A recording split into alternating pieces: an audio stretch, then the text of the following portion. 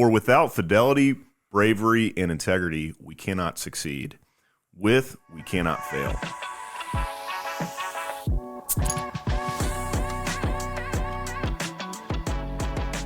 This is Wright Brennan with the Lost in the Midlands podcast, brought to you by Midlands Dumpster Services and Seawright Roofing. And today I am here with a BNI networker, veteran entrepreneur. This guy's done a ton of stuff. My buddy, Mr. Chris Petty. We call him Mr. BNI. That's right. Budget Blinds. Thanks for being here. Absolutely. Thanks for having me. Absolutely. That's a really cool quote. Yeah. That is, there's some power in that quote. So tell me a little bit about why you picked that. So that's back in 2001. It was an address with, at the time, Attorney General John Ashcroft. He was addressing the incoming class for FBI agents. And Wow. I was obsessed with federal law enforcement, wanted to be in the FBI. Yeah. Believe it or not, did not want to sell window treatments growing up as a kid. That was by happenstance, but so could just kind of followed everything FBI growing up. And then that was a quote from him for the new incoming class of federal agents. And Yeah. I just thought it was cool. Words to live by. So fidelity, bravery, and integrity is actually the motto of the FBI. Yeah. And so that's kind of where that came from. No, super awesome. I mean, Yeah. this speaks about character, and you certainly embody this right here. So, Well, I appreciate that. so before we start getting into Budget Blinds, Yeah. your business, I want to talk about a little bit about your journey. Yeah. Where you started. Yeah. So, born and raised in Columbia? Born and raised in Columbia, so grew up on the northeast side of town out in Wildwood. Went to Spring Valley for my first 2 years, and then ended up graduating from Hammond. So I was a SCISA state champion, South Carolina Independent School Athletic Association. Nice. SCISA state champion for shot put my junior and senior year. All right. So I got a little bit of money to go throw for the Citadel. So did that for all 4 years while I was there. And then after the Citadel, took my commission in the Army, was a field artillery officer. So I originally did all my artillery training out at Fort Sill in Oklahoma. Yeah. And if you ever get a chance to pass on going to Lawton, Oklahoma, highly recommend you take that. There is not anything other than the home of the fire center. That is it. They do have Walmart, Okay, so cool. there is that. But yeah, so then did one combat tour in 2009 to Afghanistan. We were actually the first Stryker brigade into Afghanistan. We didn't really use our howitzers all that much for artillery, but my job in the Army was I was a battalion fire support officer. Yeah. So I was artillery by trade, but I was attached to an infantry unit, and essentially my job was just anything that flew through the sky was deconflicted or coordinated through me. So whether that was munition, personnel movement, drones, you name it. So, I mean, it was just sitting there looking at a screen, playing video games for a year, essentially. So got paid to blow a lot of stuff up and blew a lot of stuff up. Appreciate your service. Yeah, man, absolutely. That is really cool. And obviously, I mean, clearly this is all leading to blinds. But so what was the next step? Obviously, yep. So my senior year of high school was I had just left an algebra exam and happened to be walking past the library when our headmaster came in and said, "Everybody into the library." So we go in there as we're watching the second plane hit the tower. Wow. So that was my senior year of high school. So I knew that I wanted to go into the military, but I also knew I wanted to go to college. So I applied to one place and one place only, and that was the Citadel, and was accepted. And then, as I just mentioned, did my military service. So when I got out of the Army in 2010, I started as a financial advisor with Merrill Lynch. So I did that from 2010 to early 13, and left and went to an independent firm out here in Lexington through LPL Financial called Stratus Wealth Partners. They're still around. Steven Sturkey is who I was working with. And I just got the itch to go out on my own and kind of do something. So most of the time, entrepreneurship is usually a birth of an idea or a birth of a need, right? Yeah. So I want to create a product to fill a need. Yeah. So what I did was I went the franchise route. So I had heard an ad on the radio for #1 veteran-owned franchise. Cool. And so I just kind of kept finding more information about it and kind of where they're at, and a flat royalty structure so they don't punish you for being successful. Nice. No inventory that you have to maintain. Everything is custom made. Yep. But the biggest reason why I decided with Budget Blinds is the growth coming to Lexington. So prior to joining Budget Blinds, I was on the board of the Lexington Chamber, and they were talking to us about all the growth coming to Lexington. And they had mentioned that basically from 2015 to 2000, Lexington had grown by 80%.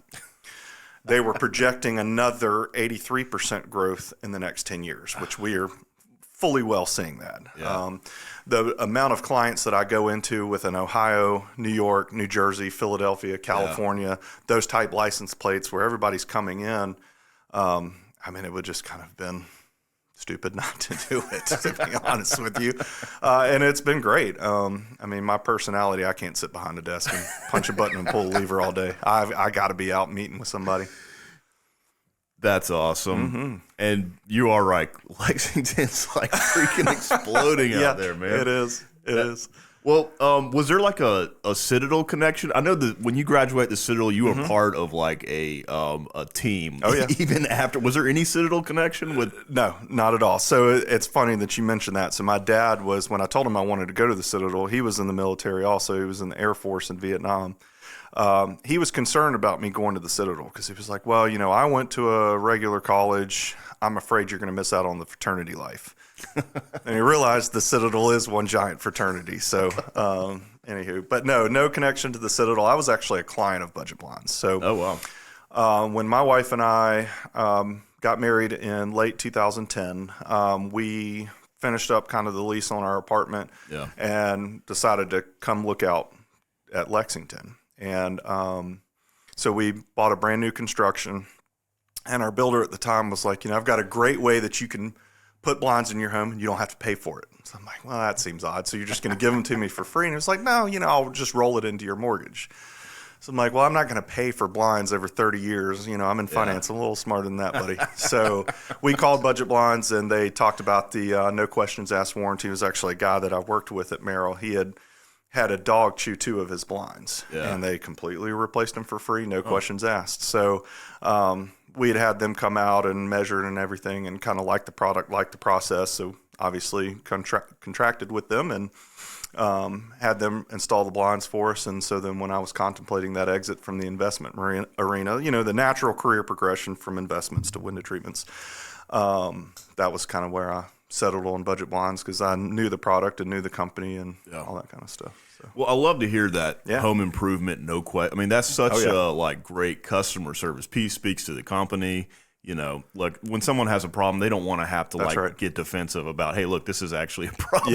Yeah. So I don't own the rights to this slogan, but I'm going to say it anyway because I saw it somewhere and I thought it was cool. But it's pay for quality once, right?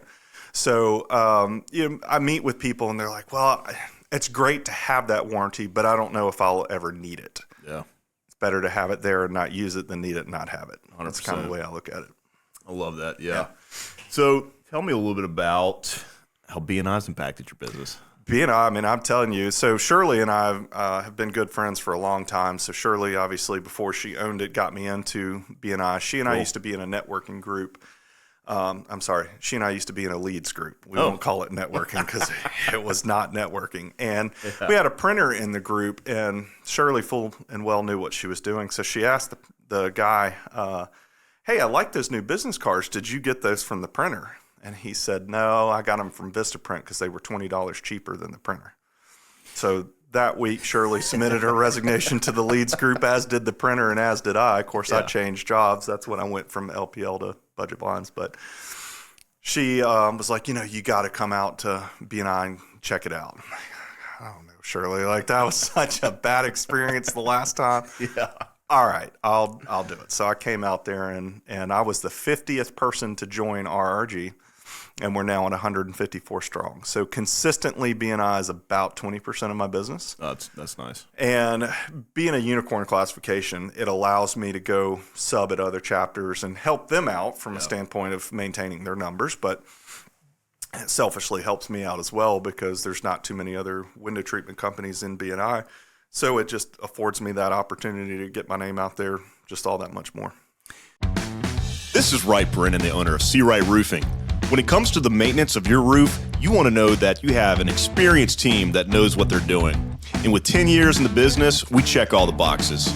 Leaky roof, storm damage, or just overdue on maintenance, give us a call at 803-828-4181 for a free estimate. Again, that's 803-828-4181. And remember, our commitment is to roof it the right way. Tell me a little bit about your leadership style, because I know that you've got the military background. There's got to be tons of leadership stuff that's been instilled. You got, you are a leader in B&I, being an entrepreneur. Kind of, what's your thought on success as a leader? Yeah, so I think some people have a grandiose idea of military, that everybody that is a leader in the military is effective. And as we all know, with bosses that we've had over the time, there's effective bosses and there's ineffective. I had a company commander who deployed with the Ranger Battalion, and he always said, there's no such thing as a superior or a subordinate.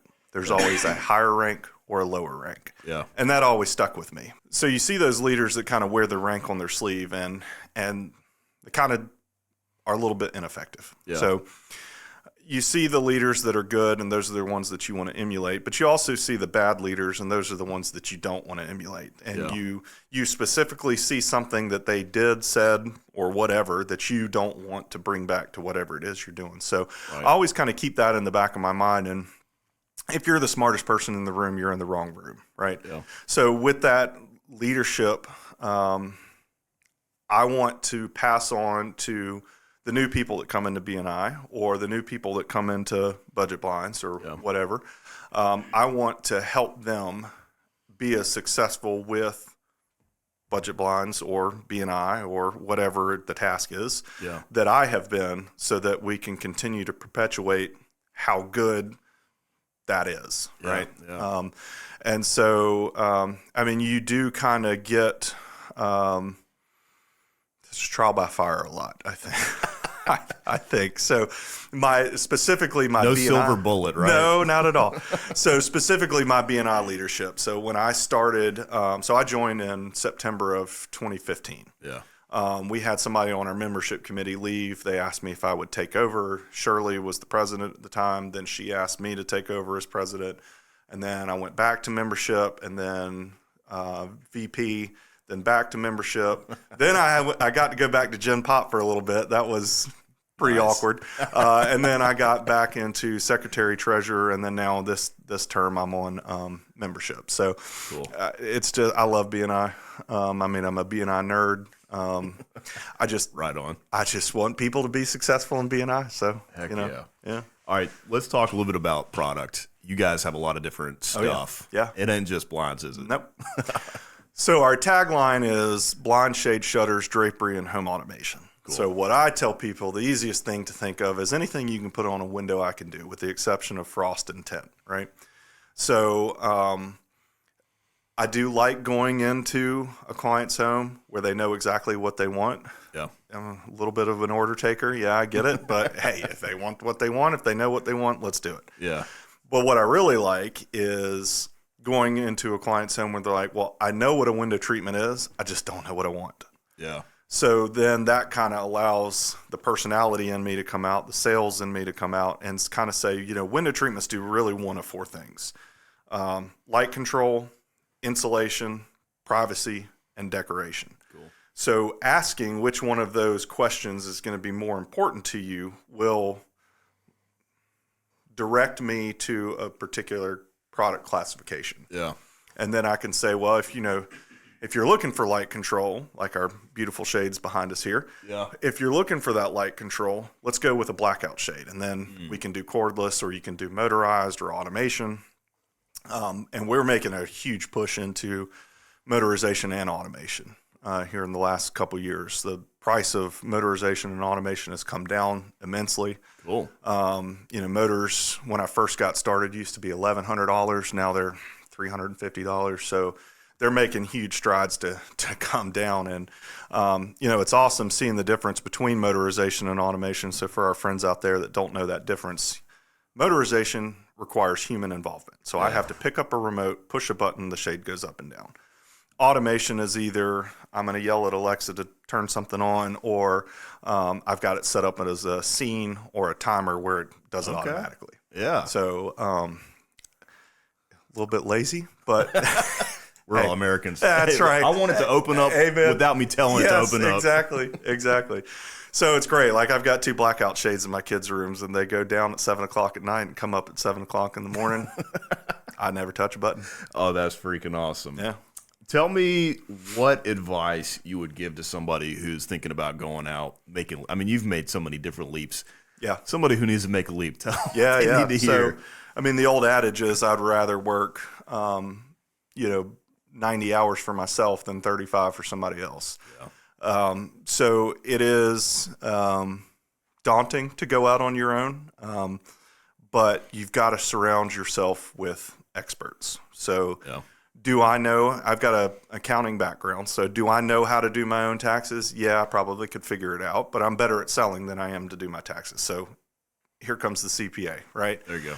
Business attorney, I could probably figure it out. I could probably go to LegalZoom, whatever, but bring in experts. So surround yourself with those people that know what they're doing so that you can focus on, what it is that you need to focus on to run your business or to go out on your own and relatively smooth sailing from there. That's all you got to do. Yeah, man. exactly. Fantastic. Yeah.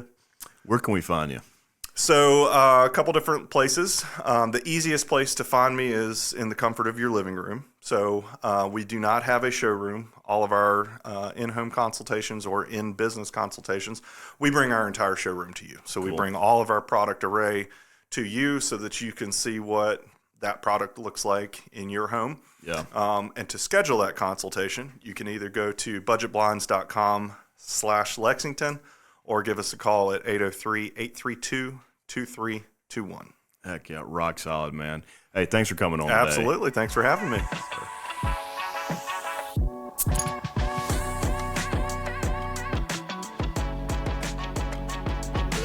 Hey everyone, many thanks for watching. If you enjoyed this episode, give us a follow and click the bell to stay up to date on future episodes, or click the link to watch another previous episode. Also, don't forget to like, share, and please leave us a comment. We'd love to hear your feedback.